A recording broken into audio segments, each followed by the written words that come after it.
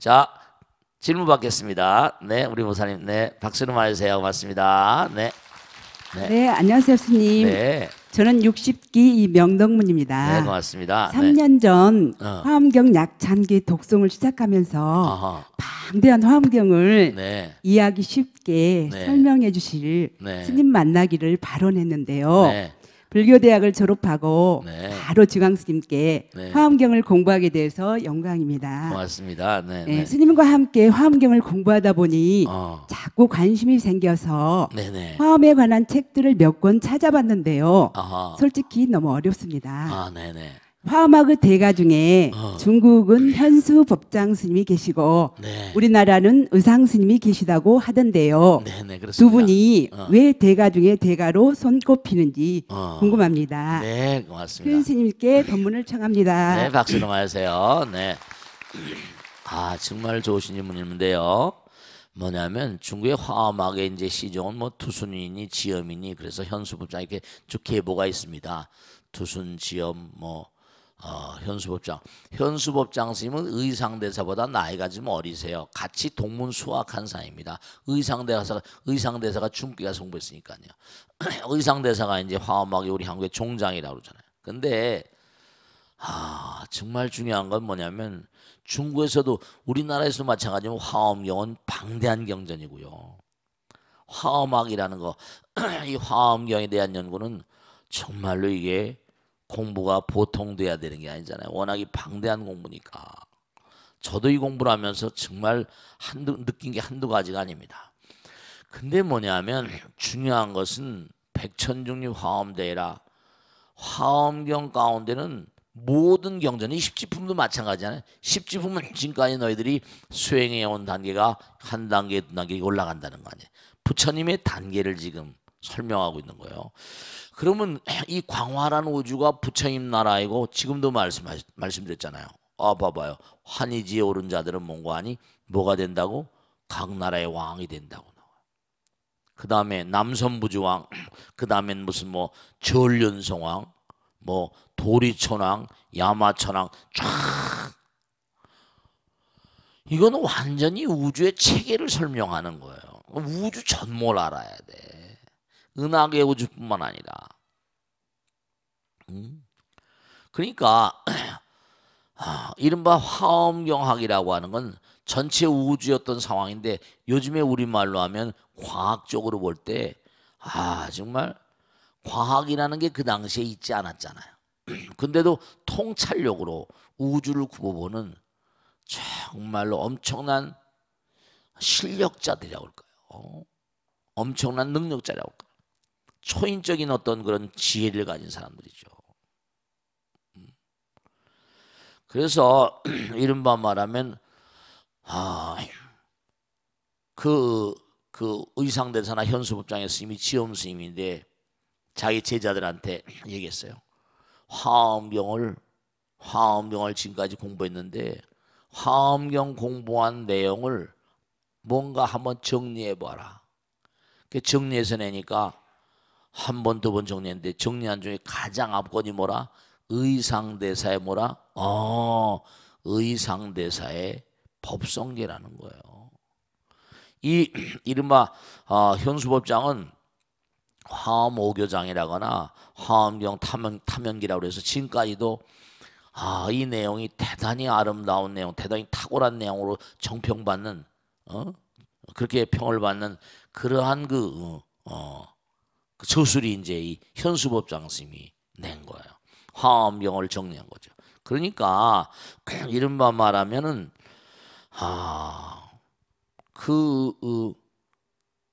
모든 경전에 대한 해박한 어떤 지혜와 지식과 그 다음에 그걸 통해서 위대한 통찰력, 그러니까 전생에 많이 닦으신 분들이지. 벌써 의상대사만 알아도 진골 출신이잖아요. 원효 스님과 다 같은 동년배였고 말이죠.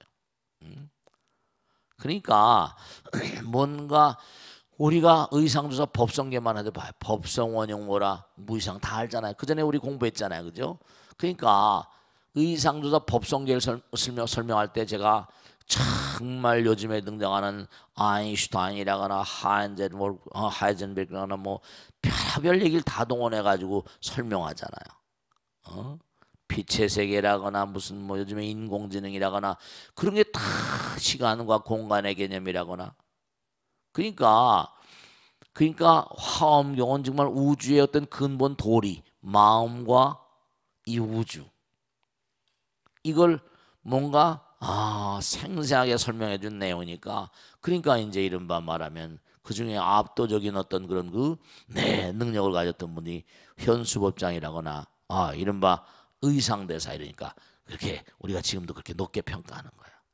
자, 다음 질문 받겠습니다. 네, 저대보살님, 네, 네, 안녕하세요. 네, 60기 정덕행입니다. 네, 고맙습니다. 네, 스님, 저 예전에 사찰 순례를 다니다가 들은 네. 절이 있는데요. 네, 네. 어느 절인지는 기억이 나질 않은데 그곳에서 이곳은 화엄 10차례 중에 한 곳이라는 설명을 들은 기억이 납니다. 그렇습니다. 네, 화엄 10차례에 대해서 설명해 주시면 감사하겠습니다. 고맙습니다. 네. 의상대사가 이제 중국에서 공부를 하고 한국에 오시잖아요. 근데 이제 한국에 오게 된 것도 여러 가지 이제 진골 출신이니까 나라 신라의 뭐죠? 왕실하고도 가깝잖아요. 근데 그 당시 어떻게 거 아니 당나라에서 몇십만 대군을 끌고 신라를 치려고 한다. 그러니까 빨리 가서 이제 알려야 된다. 뭐 김인문, 김춘추 다 뭐 그 당시 분들이니까. 그래서 이제 한국에 돌아옵니다. 그래가지고 이제 여러 가지 이제 채비라고. 그래서 이제 여러 가지 이제 나라의 도움을 받아가지고 곳곳마다 신라에 있던 산악마다 사찰 하나씩 건립을 합니다. 그걸 화엄 10차리라고 그래요. 우리가 알고 있는 대표적인 건 이제 낙산사 뭐죠? 낙산사 있잖아요. 홍련암 아시죠? 그 이제 그것도 의상대사가 건립한 화엄 10차리 중에 하나고요. 그 다음에 또 영주 영주 부석사 거긴 뭐 선면왕자고의 얘기가 깃든 무슨 뭐 부석 바위가 하늘에 떠 있다 내려왔다는 그 부석사 뭐 불령사 금강산 마하연이라거나 여러 군데가 있어 비로사라거나 뭐 봉정사라거나 표운사라거나 해인사도 뭔가 아니 해인산매 세력 그러잖아. 이른바 말하면 가야산 해인사도 이거 화엄 10차례 중에 하나입니다. 또 무슨 뭐 여러 군데 금정산 범어사도 화엄 10차례 중에 하나고요. 계룡산 갑사도 마찬가지. 그래서 여러 군데 있는 절들이 이제 화엄경 그러니까 화엄종 그럼 뭐냐 불교는 이른바 다른 종교처럼 무슨 이렇게 무슨 뭐 이렇게 이단으로 몰리고 이런 게 아니라 그러거든요. 다른 종교는 그 뭐라 그럴까 파가 많아 무슨 파. 근데 불교는 종파가 여럿 있긴 해요. 근데 그 종파는 이단 투쟁을 해서 나온 그런 게 아니라 내가 만약에 우리 종에서는 화엄경을 주로 공부하는 그런 종파로 하겠다. 그럼 화엄종이요. 법화경을 주로 하는 종파가 되겠다. 그럼 법화종 이렇게 되는 겁니다. 그러니까 이른바 종교의 경전 따라서 이렇게 나누는 거예요.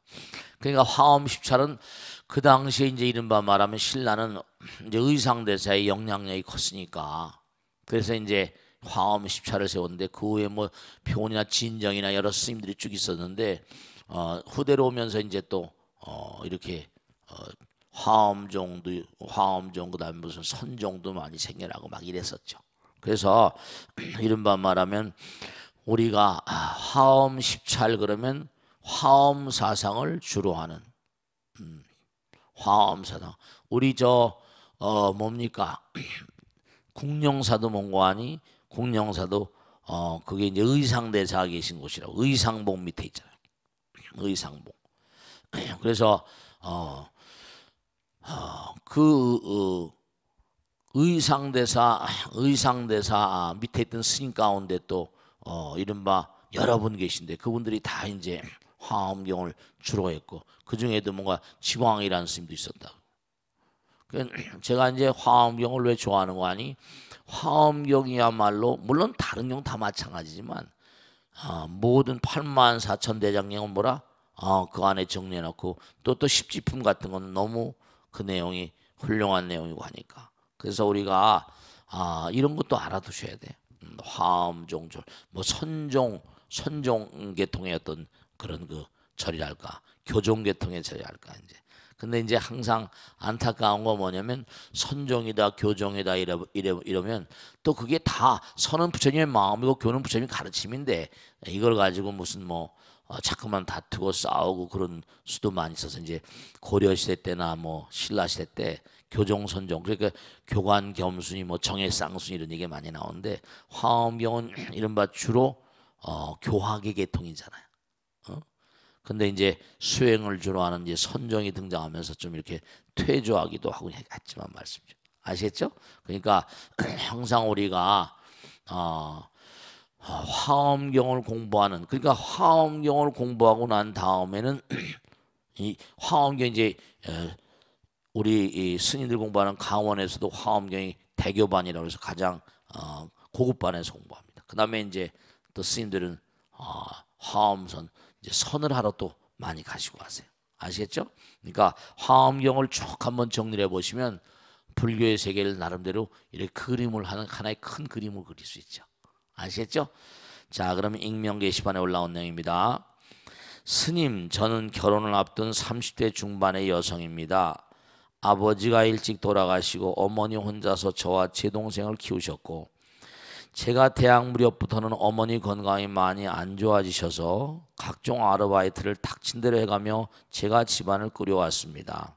다행인 건 주변에 좋은 분들이 많으셔서 크고 작은 도움을 참 많이 받으면서 지금까지 집안 살림도 어느 정도 일으켰고요. 어릴 때부터 촉매했던 남동생 외국 유학까지 보낼 수 있었습니다. 이제는 저도 제 삶을 찾고 싶다 생각할 무렵에 결혼하고 싶은 사람도 만났고요. 근데 문제는 제가 결혼하고 나면 혼자 남을 저희 어머님이십니다. 저희 집은 대구이고 결혼하게 되면 저는 남편을 따라 서울에서 생활하게 되는데요. 그렇지 않아도 몸이 많이 약하시고 여기저기 안 좋으셔서 종합병원이라 불릴 정도이신데 제 결혼이 점점 다가오면서 불안하신지 혼자 걱정거리를 자꾸만 부풀리십니다. 예를 들면 편모스라에서 자랐다고 시가서 구박받으면 어떡하나, 나이도 많은데 결혼하면 아들부터 낳아야 할 텐데 등등 아직 일어나지도 않은 일들에 대해 고민하느라 잠도 거의 못 주무시고요.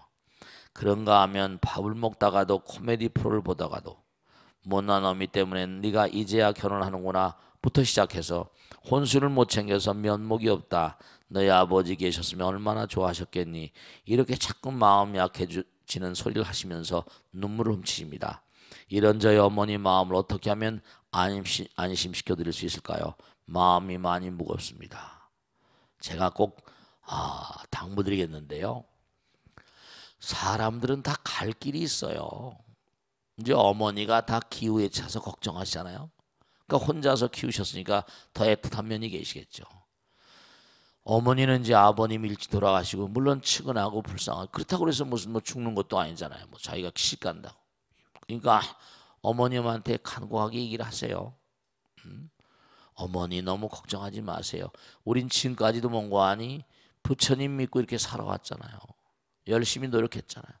이제 저도 이제 가야 될 어머니가 이렇게 키워줬으니까 뭔가 하니 네 손주도 뭔가 안겨드리고 싶고 네 뭔가 지금까지도 우리가 부처님의 거룩한 뭔가 보살핌 따라 이렇게 왔는데 무슨 걱정이 있으시겠어요? 어머니 너무 걱정하지 마시고 단단히 마음을 추스르세요. 어머니가 자꾸만 이러시면 그렇잖아요. 예를 들어서 생각해 보세요. 어머니가 자꾸만 이렇게 뭔가 자꾸만 이렇게 서글퍼 하시면 제가 발걸음이 떨어지겠어요? 어머니가 섭섭하시면 나는 어떻게 해요? 우리가 이 세상은 전부 다 여러 가지 갈 길들이 다 있잖아요. 갈 길이 다 따로 있구나 그러잖아요. 그러니까 우리가 이걸 꼭 생각하셔야 돼요. 우린 누구나가 다 엄마 아버지가 어렸을 땐 다 보살펴 주시지만 마찬가지 어머니 아버지도. 근데 결국은 이 우주에 있는 무량한 중생들은 다 뭐라 부처님 아들 딸이라니까요. 그걸 투철히 믿어야 돼요. 정말입니다. 저 같은 중생들도 마찬가지죠. 정말 도망자가 돼서 온 산하를 눕히고 다니고 할 때 말이죠. 믿는 건 뭐라? 부처님 빽빽히 더 있어요. 여러분 남편들도 마찬가지고 누구나 마찬가지고 뭐 어머니도 마찬가지고. 어머니가 마음 약한 그런 그 마음은 신심이 약해서 그런 거니까. 우리 어머니만 무슨 그러겠어요? 혼자 되신 분들이 수도 없이 많은데 요즘. 그러니까 걱정이 되시니까 더욱더 그러시겠지만 엄마 이제 우리 열심히 기도하자. 나도 엄마를 위해서 열심히 기도하고 부처님께 엄마도 나의 앞날을 위해서 열심히 좀 기도 좀 해줘. 엄마가 자꾸만 슬퍼하게 되면 정말로 말이지 나도 너무너무 마음이 아프잖아요. 그리고 이제 또 아들도 외국 유학 갔으니까 또 뭐죠? 공부하고 또 뭔가 아니 어떤 형태로 된 건 다 연결될 거니까. 이 세상 만상이요. 그러니까 너무 어머니에 대해서 다 살아가게 돼 있는 거예요. 우리가 옛날 말에 그랬죠. 죽은 자만 서글프지 산 자는 살게 돼 있다 이런 얘기 하잖아요. 그런 얘기 안 해요. 네, 산 자는 다 살게 돼 있어요. 그러니까 어머니가 걱정하는 게 뭐냐면 어떻게 보면 자기도 외로우니까 그런 말도 이제 여러 가지 포개져서 나오겠죠. 그러니까 이 세상의 모든 만상들은요 중요한 건 네. 제가 여러분들 뵙고 살다 보니까 지난번에 제가 이제 여기 어디 위패 걸려 있을 겁니다. 참 지금도 그 친구만 생각하면 우리 대학부 나오던 친구인데 거긴 뭐 아들이 있었던 것도 아니야. 뭐 이렇게 외국 유학 가던 아들이 있었던 것도 아닌데 이제 아버지가 일찍 돌아가셨어요. 딸이 하나예요. 근데 자기가 앞만 봐도 자기는 시집을 사랑하는 사람이 생겼어요. 그거 어떻게 할 수가 없는 거야. 그러니까 제가 엄마가 여기 엄마는 얼마나 건강하신지 모르겠는데 엄마를 어떻게 했는지 뭐라 시집을 보내야 되겠다. 근데 여기 이분이 몸이 불편하시니까 그건 어렵겠네. 그래가지고 자기 친구나 뭐 전부 다 뒤져가지고 혼자 대신 아버지가 될 수 있는 사람을 찾은 거예요.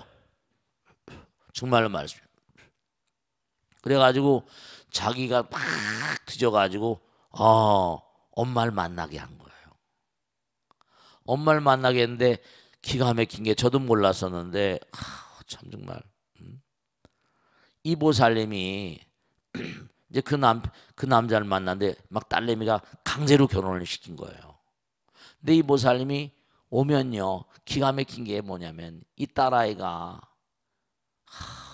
엄마는 시집을 보냈잖아요. 자기도 시집갈 날을 다 결혼식을 잡아놓고 교통사고 나서 죽었어요. 근데 이 보살님이 위패를 딱 두 개를 모시는 거야. 하나는 누굴 모시는 거 아니 뭐냐면 이 딸내미 자기 이제 그 뭐냐면 딸내미하고 이른바 말하면 지금 모시고 사는 뭐죠? 남편의 죽은 아내. 죽은 아내. 왜냐하면 스님 우리 그에게 영실이었는데 스님 우리 영실이가 나를 시집 보내놓고 말이지. 근데 이 남자가 만난 남자가 너무 착한 사람인 거예요. 같이 여행도 데리고 다니고 골프도 같이 치러 다니고 항상 말이죠. 그 자기는 너무 늙음하게 행복하다는 거야. 내가 영실이 행복을 내가 뺏은 것 같아요. 막 이러고 말이지. 그래가지고 꼭 죽은 그 지금 남편의 아내도 꼭 위패를 모시더라고요. 그러니까 이 세상 만사가 이분이 이렇게 자꾸만 어머니가 종합병원 가시는 분들은 마음이 자꾸만 이렇게 저하다 보니까 그렇게 마음에 생각하는 게 많으면 이른바 말하면 심령 에너지가 자꾸만 쓰이다 보면 몸이 쇠락해지거든요. 신경이 자꾸만 예민하고. 그러니까 뭔가 엄마도 이제 자꾸 운동도 좀 하고 말씀이죠. 너무 걱정하지 말고 사람들은 다 부처님 아들 딸들인데 또 자기가 살아갈 길을 추스리신다니까요. 너무 걱정하지 마시고 다 살아가게 돼 있고 또 가는 길이 또 정해져 있는데 가야지 어떻게. 아파도 우리는 가야 되고 쓰라려도 뭐라 가야 되고 내 괴로워도 가야 되는 게 인생이에요. 우리가 세상을 살면서 내가 고통스럽다고 가지 않으면 이 우주는요 중요한 게 우리가 부처가 될 때까지 이른바 견뎌내야 될 이겨내야 될 이른바 업의 총량이 있습니다. 그러니까 내가 자꾸만 뭔가 베풀고 펼치는 게 그게 업장소멸이라고 그러잖아요. 봉사하고 뭐 남들에게 헌신하는 게 다 업장소멸의 길이거든요. 그러니까 뭔가 우리가 다 길이 있으니까 옛날 말에 길이 아니면 가질 말라고 그랬지만 길이 생긴 이상 뭐라 길이 가야 될 거 아니에요. 그죠? 너무 서글퍼하지 마시고 열심히 뭔가 또 앞을 향해서 가시다 보면 또 뭔가 길이 생기고 다 길이 생깁니다. 아시겠죠? 자, 질문 받겠습니다. 네. 네, 박수로 많이 해주세요. 고맙습니다. 네. 고맙습니다. 네. 네, 스님 안녕하십니까? 네, 고맙습니다. 57기 문수행입니다. 네, 스님, 고맙습니다. 네. 늘 저희들 무명을 걷어주시려고 네. 늘 저희들 가르침에 모든 걸 다 해주신 스님께 진심으로 감사드립니다. 열심히 나오시는 것만 감사합니다. 고맙습니다. 네. 스님 오늘 제가 여쭤보고 싶은 건요. 네. 도를 이루려면 먼저 가난을 배우라고 말씀하셨는데요. 저희들이 오랜 생활 동안 네. 그 물질에 대한 집착이라든가 욕망을 내려놓기가 쉽지 않습니다. 그렇습니다. 그 법에서 말씀하시는 가난이라는 것이 네. 꼭 물질적인 어떤 궁핍만을 얘기하는 것은 아닐진데 네. 진정한 가난이라든가 무소유는 어떤 의미인지 다시 큰 스님의 법을 청하옵니다. 네, 박수로 맞으세요. 네. 네, 아까도 잠깐 말씀을 드렸는데요. 정말 세속에 살면서 뭐 베푼다는 게 얼마나 어려운 일이에요. 진짜로. 실제로 그렇습니다. 정말 그래요.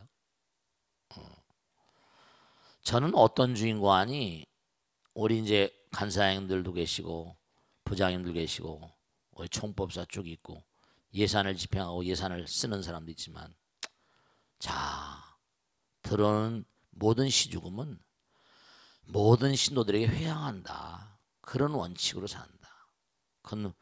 그러면 들어온 거 내보내면 또다시 들어오고 돌고 도는 거니까. 이런 말씀이죠. 이 우주는 뭐죠? 명심하실 게 있는데 내보내기가 지금 어렵잖아요. 그런데 좀 제가 말씀드린 증험을 해보시면 좋겠어. 체험을.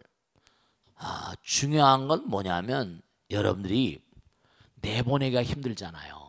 그런데 뭐냐면 왜 내보내기가 힘든가 하면 여러분이 내보내는 게 어떤 그런 나의 의미가 있는 걸 깨닫지 못해서 그래.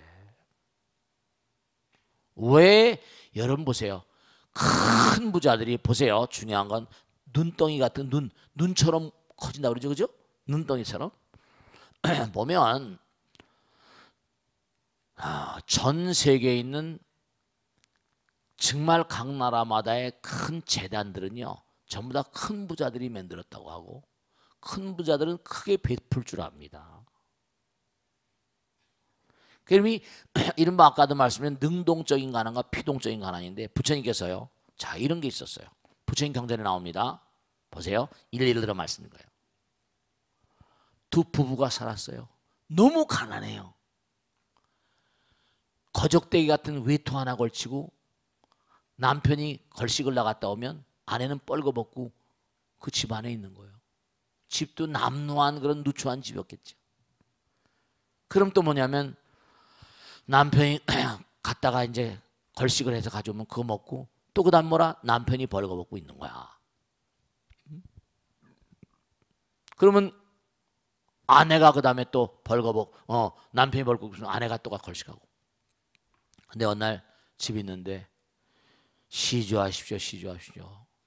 정말로 시주하게 되면 정말 한 푼을 모시면 만 푼을 넣는다든지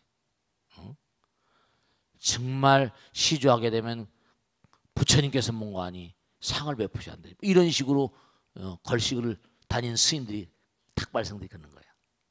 그랬더니 가만히 듣고 우리가 이렇게 가난하게 사는 게 전생에 뭐라 공덕을 너무 안 줘서 그러니까 차라리 이거라도 벗어 던져주고 그냥 우리가 이렇게 고생하니 차라리 다 줘버리고 맙시다. 그러니까 기가 막힌 게 그럼 우리는 어떻게 먹고 삽니까? 차라리 공덕을 짓지 않아 이렇게 가난하게 살 바야 차라리 이거라도 공덕 짓고 죽는 편이 더 낫겠다. 이렇게 생각해. 스님이 그걸 받아가지고 한 거죠. 받아가지고 갔어. 근데 부처님이 쭉 보다가 그 당시엔 시주 받아온 물건들이 있으면 이렇게 부처님께서 보실 거 아니겠어요? 오늘 시주 받아온 물건 가운데 제일 수승한 공덕을 지은 사람이 이 거적대기 같은 이 허름한 겉옷을 몽고하니 내놓은 사람이다. 이건 뭐죠? 가난한 사람이 생명 같은 거예요. 많은 게 문제가 아니거든요. 마음이거든요. 근데 그 얘기를 왕이 들었어요. 그런 사람이 다 있냐? 세상 만상은 다 돌고 도는 거 아니에요? 왕이 불러다가 자기 옷을 주면서 치하하고 뭔가 하여간에 크게 포상을 했다는 거예요. 여러분들이 부처님께서 다 보고 계시고 다 듣고 계시다는 건 아시잖아요. 내가 왜 능동적인 가난을 얘기하는 거 아니? 능동적으로 뭔가 베풀라는 능동적으로. 우리가 삶을 도모하면서 무소유가 뭐냐? 무소유는 능동적인 가난입니다. 내가 적극적으로 뭔가 하니 내 마음을 텅 비우겠다.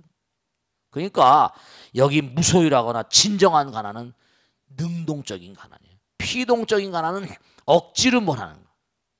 억지로가 되는 게 아니에요. 그러나 이럴 수 있어요. 훈련을 자꾸만 하다 보면 그러니까 그게 이제 다른 종교에서는 여러분 그런 거 있잖아요. 왜 지금도 우리나라 뭐 전반적으로 칼뱅 신학 그 전에 말씀했지만 프로테스탄트 자본주의 윤리 그 유명한 책 Ethics of Protestantism and Spirit of Capitalism 유명한 책이죠. 프로테스탄트의 윤리와 자본주의 정신. 그 사람들은요 11조를 냅니다. 11조는 원래 불교에서 나온 건 십시일반 10숟가락 가운데 한 숟가락 뭐라 부처님 전에 시주하는 거죠.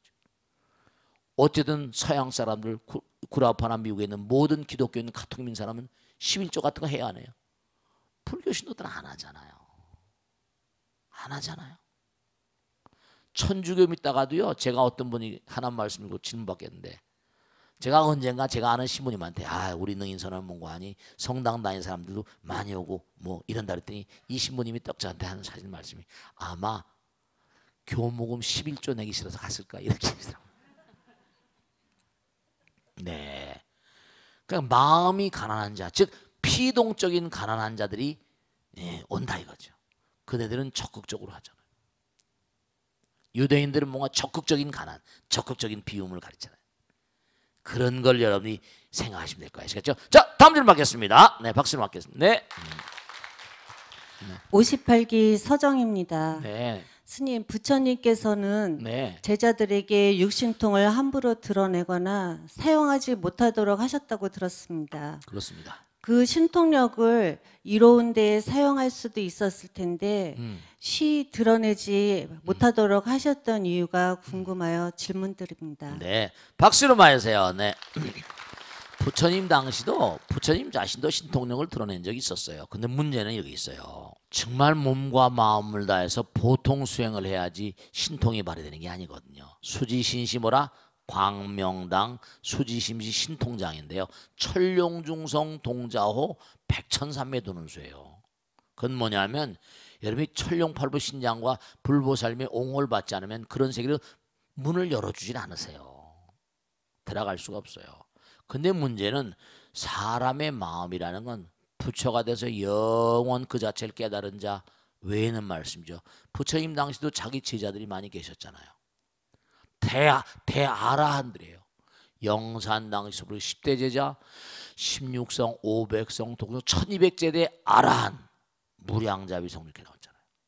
그런데도 그 아라한들을 쫙 정말 깔아놓고 너희들은 앞으로도 무량한 지옥을 건너가야 될 거라고 하셨어요. 이걸 하셔야 됩니다. 중요한 건 여러분의 한순간 삥끗해 버리면 불교에서는 아주 중요하신 게 한순간이라고 했잖아요. 잘 나가도요, 한순간에 삥끗해 버리면, 제가 얘기하잖아요. 이 우주에 존재하는 어떤 것도 순간에 날아가 버립니다. 절대로 말씀이죠.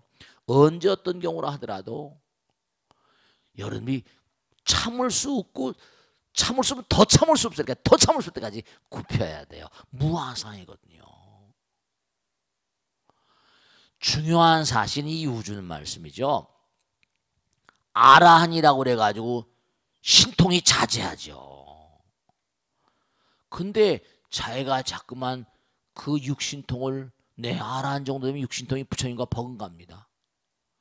그러면 자기가 그런 신통을 쓰다 보면 보통 사람들이, 여기 이게 중요한 건 자리가 사람을 만드는 것처럼 사람들이 자꾸만 당신은 신입니다. 신통을 부리니까 정말로 경전에 보면 신통에 대한 얘기가 막 나오거든요. 그럼요. 차라리 자제한데 뭘 그래. 죽음을 이겨버리는데. 그러면 뭔가 하니 많은 사람의 추앙을 받고 존경을 받으면 어떻게 되죠? 당신이 신입니다. 숭배를 받잖아요. 진짜 자기가 녹아지지 않으면요, 어떻게 됩니까? 내가 신이라고 군림하는 그런 사태가 벌어지면 그 영혼엔 불행이 와버리거든. 그 영혼엔 불행이 와버립니다. 신하고 이른바 말하면 부처님하고, 우리 불교 신중이, 그러니까 신을 뭐라 그래? 신중이라고 불러. 신장. 그들을 전부 다 부처님과는 단계로 봅니다. 다른 종교도 신이 많이 있어요. 불교도 신이 많이 있어요. 천신들 뭐 수도 없이 많이 있어요. 부처도 수도 없이 많이 있고. 중요한 건 내가 내 마음 가운데 터럭만큼이라도, 그러니까 세 번 내라고 말해요. 비상, 비비상, 처천, 욕계, 색계, 무색계, 상층전 가운데 비상, 비비상, 처천 가면요, 비상, 상대를 보고 일어나는 생각이 없다. 번뇌가 떨어져 버렸어요. 그런데 어떤 순간에 뭔가 하니 또 번뇌가 생겨나는 거예요. 그걸 비비상이라고 그래. 완전히 번뇌가 떨어진 것도 아니란 뜻입니다. 이게 무색계 상층전 대아라한들의 세계입니다. 비상, 안일 비자에 서로 상자 밑에 마음 심자예요. 대상을 보고 일어나는 번뇌가 없다. 부처님이에요? 어떤 데 부처입니다. 비비상, 대상을 보고 일어나는 생각이 없는 게 아니다. 순간 삥끗해버리면요, 그들도 악도로 갑니다. 그래서 마지막 단계가 멸진정, 멸수상정, 멸진정이라고 말해요. 그러니까 신통을 버리고 막 신통을 부리고 막 이러다 보면, 다 그런 건 아니겠지만 부처님께서 굉장히 경계하셨죠. 경계하셨죠. 그래서 말씀드리겠는데, 정말 신통력이라는 건 부처님으로 가는 길목에서 우리의 몸과 마음이 영혼이기 때문에 우주를 자유자재하게 할 수 있는 능력의 일부입니다. 아시겠죠? 그렇게 아시고, 그것은 부처님으로 가는 길목에 있는 거라고요. 아시겠죠? 자, 그렇게 하시고 이제 익명 게시판으로 온 사연입니다. 스님, 저는 사형제의 막내인데요, 2년 전 아버지에게 치매가 왔습니다. 처음 몇 달은 그럭저럭 견딜만 했지만 아버지의 증상이 갑자기 심해지면서 엄마 혼자 감당할 수가 없어 병원으로 모셨고요. 형제들이 한 달에 한 번씩 찾아뵙기로 했습니다. 사형제니까 한 달에 한 번씩만 찾아뵈도 일주일에 한 번이잖아요. 물론 병원비도 나눠서 내기로 했습니다.